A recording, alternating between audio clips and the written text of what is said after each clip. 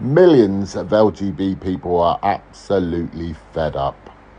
We are sick and tired of gender ideology being pushed in our name, sick of the scandal of what I'm calling the transgender cult, sick of the indoctrination of kids, some as young as 3, and sick to death of the pride movement being hijacked by the TQIA++ brigade.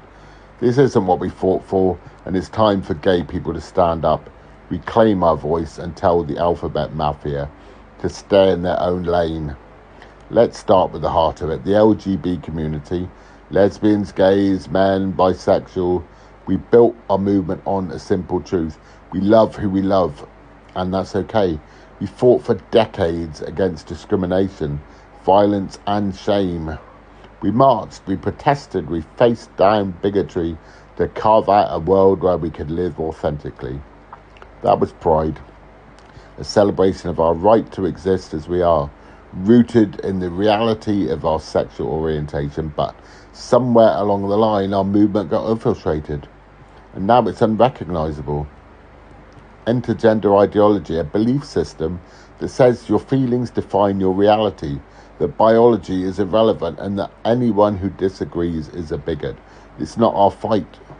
The transgender movement, with its ever-expanding TQIA++ alphabet, has latched onto our cause, claiming it's all the same struggle. It's not.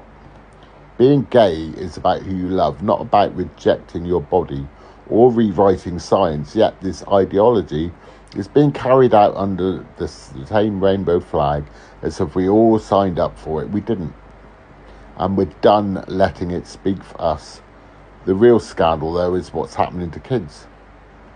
Kids as young as 3 are being taught they can choose their gender. Picture this, a toddler, barely able to tie their shoes, being told by teachers, books, or even parents that they might be a boy, a girl, or something else entirely because they like certain toys or clothes. It isn't progress, it's indoctrination.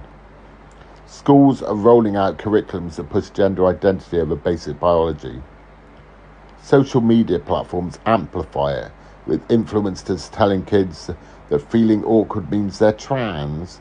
And worst of all, some medical professionals are on board offering hormones or surgeries to teens who are still figuring out who they are. I've read the stories, and they're heartbreaking. Young girls hitting puberty and feeling out of place in their changing bodies are being told they might be boys and rust into testosterone, or worse still, double mastectomies. Boys who like sparkly things or feel sensitive are labelled as trans instead of just being allowed to be themselves. The UK's Cass Review, a massive study, laid it bare. Many of these kids later regret these irreversible decisions, left with physical and mental scars that don't heal properly. Puberty blockers, once sold as pause button, could cause lifelong health issues. Bone density problems, infertility, you name it, yet when we raise these concerns, we're silenced. We're called hateful. Even within our own community, we're told to shut up or get in line. That's not unity, it's bullying. And let's talk about pride. What used to be a celebration of our resilience has been taken over by this alphabet mafia. Rainbows are now plastered with flags for every new identity under the sun, and corporate sponsors are eating it up, turning our struggle into a marketing gimmick. Pride events, once about gay rights, now centre gender ideology with drag queens reading to kids and workshops pushing pronouns over protest. The TQIA++ brigade has turned our movement into a circus, demanding we all bow to their ever-changing rules. And if you're a lesbian who doesn't want to date someone with a beard, you're transphobic. If you're a gay man who questions medicalising kids, you're a traitor. It's not inclusion, it's a takeover. I'm not saying trans people don't deserve rights or respect. Live your life, be who you are, fill your boots. But your fight isn't ours, and it's not fair to drag us into it.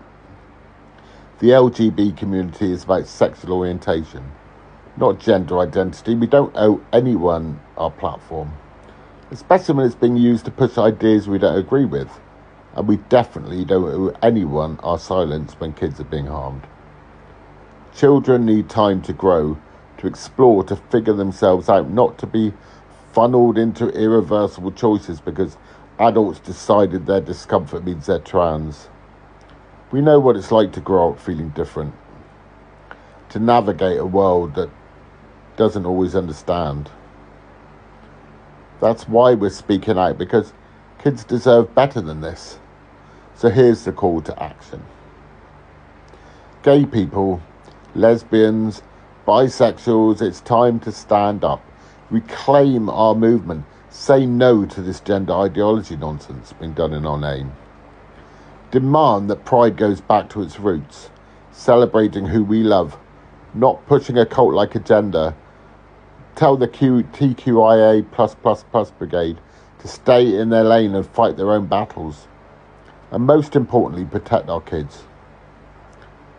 They're not pawns for ideology. They're not experiments for adults to play with.